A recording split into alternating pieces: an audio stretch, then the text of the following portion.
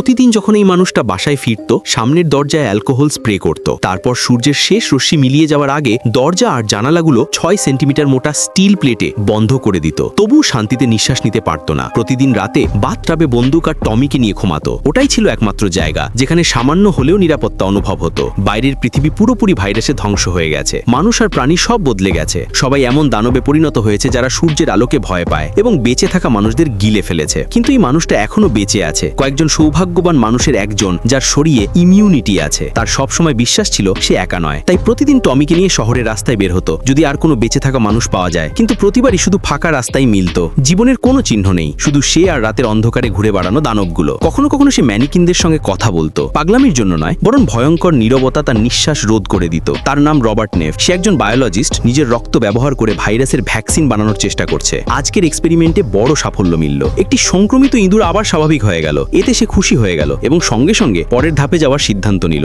নিজের রক্তকে টোপ বানিয়ে দ্রুত একটি মহিলা দানবকে ধরে ফেলল। কিন্তু তার পেছনে আসা দানবগুলোর সঙ্গে অদ্ভুত সম্পর্ক ছিল, যেন তারা তাকে রক্ষা করছে। ভাগ্যক্রমে সূর্যের আলো তাদের কাছে আসতে বাধা দিল। দানবটিকে ল্যাবে এনে হিউম্যান ট্রায়াল শুরু করলো, কিন্তু ভ্যাকসিন তার উপর কোনো কাজ করলো না। সে অন্য দানবদের মতো চিৎকার তরপানি শুরু করলো। মাঝে পড়ে তাকে সিডেটিভ ইনজেকশন দিয়ে আইসোলেশন রুমে বন্ধ করতে হলো। কিন্তু সে বুঝতে পারেনি এটা তার জন্য বিশাল বিপদ ডেকে আনবে। পরের দিন যখন বেঁচে থাকা মানুষ খুঁজতে বের হলো, অদ্ভুত এক দৃশ্য দেখলো। দোকানের ম্যানিকিনগুলো রাস্তার মাঝখানে দাঁড়িয়ে আছে। এটা দেখে তার শরীরে ভয় চেপে বসলো, কারণ এটা অসম্ভব। প্রতিক্রিয়ায় ট্রিগার টিপে দিল। ম্যানিকিনগুলো সঙ্গে সঙ্গে মাটিতে পড়ে গেল। কিন্তু তখন অনেক দেরি হয়ে গেছে, কারণ এটা ছিল একটা ফাঁদ। তার মাথায় আঘাত লাগলো আর জ্ঞান হারিয়ে গেল। যখন চোখ খুলল, সূর্য ডুবে যাওয়ার সময় হয়ে এসেছে। অন্ধকার নামলেই দানবগুলো বের হয়ে আসবে। সে বাঁচার চেষ্টা করলো, কিন্তু পড়ে গিয়ে ছুরি দিয়ে উরু কেটে গেল। ব্যথায় চিৎকার করে উঠল আর সেই আওয়াজ গোটা শহরে ছড়িয়ে পড়ল। হঠাৎ এক দানব সংক্রমিত কুকুরগুলোকে ছেড়ে দিল। এখন কেবল সূর্যের আলোই তাকে বাঁচাতে পারত, কিন্তু সেটাও দ্রুত শেষ হয়ে আসছিল। ব্যথা সহ্য করতে করতে পিছিয়ে গিয়ে গাড়ির সিটে রাখা হ্যান্ডগানের দিকে হাত বাড়ালো। যেই না সূর্যের শেষ আলোটা মিলিয়ে গেল,